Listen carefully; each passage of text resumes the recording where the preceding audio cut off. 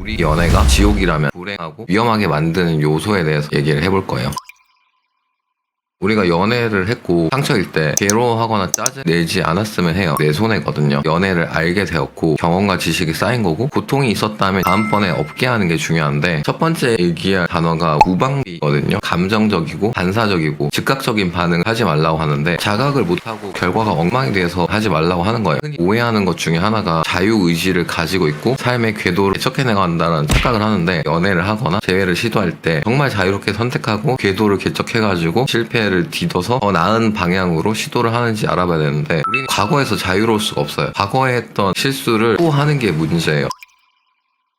두 가지 자아, 이성적인 자아는 현재 의식이에요. 객관적이고 우리를 도와주는 건데, 이분법적인 자아가 힘이 더 센 경우 연애를 잘 못하게 되거든요. 이전에 얘기했던 하충류의 뇌를 생각하시면 될 텐데, 연애를 하면서 이성과 감정이 중요한데, 감정을 느끼게 되면 생각을 생산하거나 물들이게 만드는데, 감정으로 생각에 물들게 되면 자신한테 이기적으로 물들이는데, 이기적이라는 게 좋은 결과를 가져오는 이기적인 게 아니라 파괴를 하는 형식으로 이기적인 선택을 하게 되거든요. 객관적이지 않아가지고 불러올 파장을 전혀 고려하지 않고 행동하게 되는데, 예시를 들어보면 카톡을 차단하고 싶어 차단을 하거나, 채팅창을 나가고 싶어 나가버리거나, 장문을 보내고 싶어 보내거나, 찾아가서 따지고 싶어 따지거나, 이게 다 감정적이고 반사적이고 즉각적인 반응은 자각을 못하게 돼서 결과를 엉망으로 만들게 되는 건데, 이때 오는 파장이 내가 원하지 않는 방향으로 돌아오는 거예요. 괜히 차단해가지고 상대방이 알게 되는 경우 혐오감이 생겨요. 이미지가 나빠지는 거죠. 채팅창을 나가고 상담을 들어오시는데 왜 나갔냐 물어보면 잊으려고 나갔대. 보면 생각나서. 근데 상담을 했다는 건 안 잊혀졌고 재회를 하고 싶은 거잖아요. 후회하는 행동인 거죠. 그 행동할 땐 후회할지 몰랐던 거지. 장문을 보냈을 때 상대방이 잘못한 거나 내가 잘못한 거나 다 뱉어버리거든요. 후회가 더 심해져요. 그런데 장문을 보내서 카톡 시작하기 어렵게 만들어버리고, 예고 없이 상대방한테 찾아가가지고 카톡 전화 올 차단을 당하고 오고, 뒤늦게 침착한 방법으로 재회를 시도하고 싶어지는데 난이도가 육상이 되는 거죠.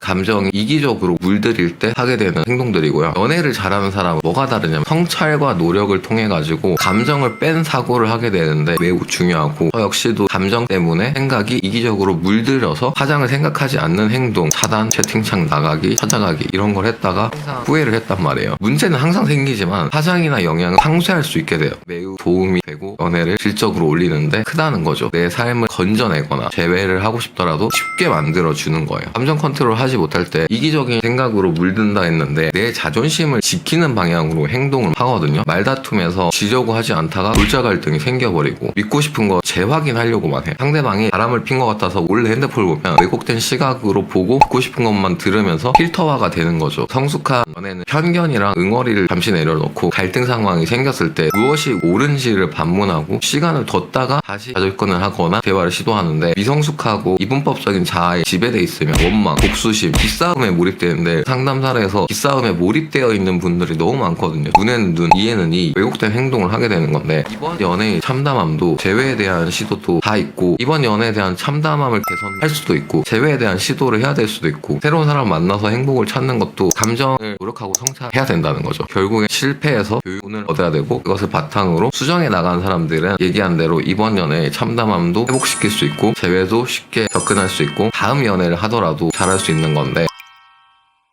문제는 누굴 만나도 생기거든요. 문제가 생기는 요소는 너무 다양해. 상대방이 나쁠 수도 있죠. 내가 미성숙해가지고 잘못을 할 수도 있죠. 상대방이랑 내가 문제가 없어도 외부에서 문제가 일어날 수도 있고, 짜증나는 우연히 겹쳐가지고 연애에 나쁜 상황을 만들 수도 있어요. 연애를 잘하는 사람과 못하는 사람의 차이는 즉각적인 반응을 하고 불러올 파장을 생각하지 않고 행동을 했다가 후폭풍과 후회를 하느냐.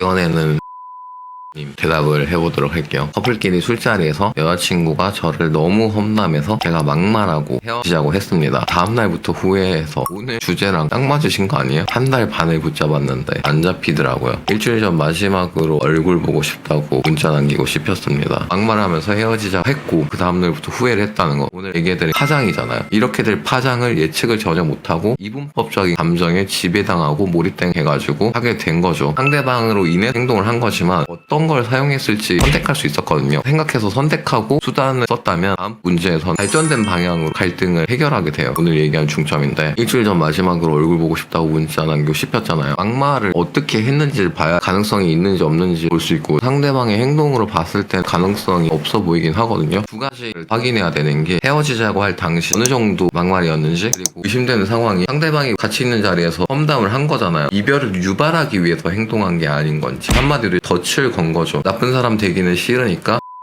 화내서 이별을 하게 하도록 조종한 거, 거기에 낚이신 거고, 그렇게 이별이 됐을 때 상대방이 오랜 시간 이별을 하고 싶어 했기 때문에 재회가 안 되겠죠. 두 가지 포인트를 보고 판단을 하시면 될 것 같아요.